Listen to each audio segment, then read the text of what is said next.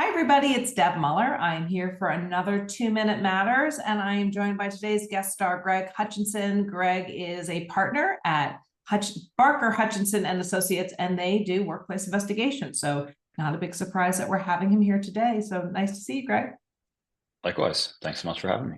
Yeah, so Greg, recently, it was a while ago, our schedules have been a little crazy, but you wrote a great post on LinkedIn that caught my eye, and it was about trauma-informed investigation practices. And I thought, oh, I think our community needs to hear more. So I'd love for you to spend 2 minutes sharing what are trauma-informed investigation practices, and really, how should we be using them? What are some best practices for incorporating them into what we're doing in our workplaces? So with that, you know the rules. I'm going to give you 2 minutes. I'm going to get my timer, and it's set for 20. Can't give you 20. All right, and you're off.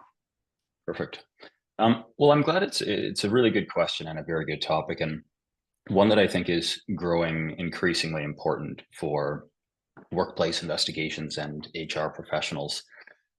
Trauma-informed practice, I think, what is that? It's really interacting in a way that, it emphasizes physical, psychological, and emotional safety for all of the participants in the investigation.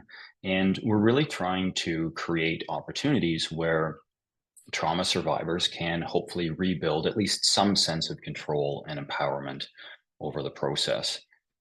I think there's kind of three things that I would really try to highlight when, your audience is thinking about using trauma-informed practices. And the first is that we really want to eliminate the notion that it is only overtly traumatic or big experiences that need to be handled through a trauma-informed approach. We should really be trying to apply trauma-informed principles to every interview and every interaction that we have. It should really be used as our default.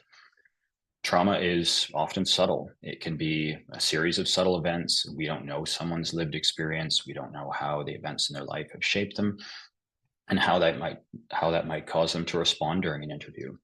And so whether we're interacting with a complainant, a witness, or a respondent, and really no matter the nature of the allegations against the respondent, we really want to try to treat everyone with the same degree of respect and empathy. I think the second thing I would emphasize is that trauma-informed practices really begin long before the interview. They begin as soon as we start to communicate with the different participants. Every interaction, every communication that we have with a participant, it has the potential to be triggering to some degree. And so we really need to carefully consider both when we're communicating and also how we're communicating with each participant. We want to be really mindful of the tone that we're using, the language in our communications. The tone that I always try to use is what I call being warmly neutral. And that's in both written communications and in our verbal communications in our interviews. We really are trying to be objective, but also respectful and empathetic.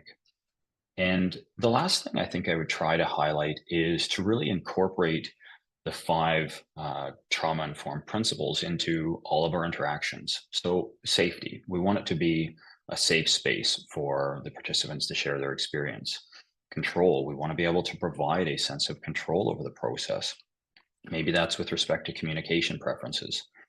Choice, we want them to have some choice in how the interview process unfolds, when and how it occurs. And once we start to offer choice and control, we're also making the process collaborative.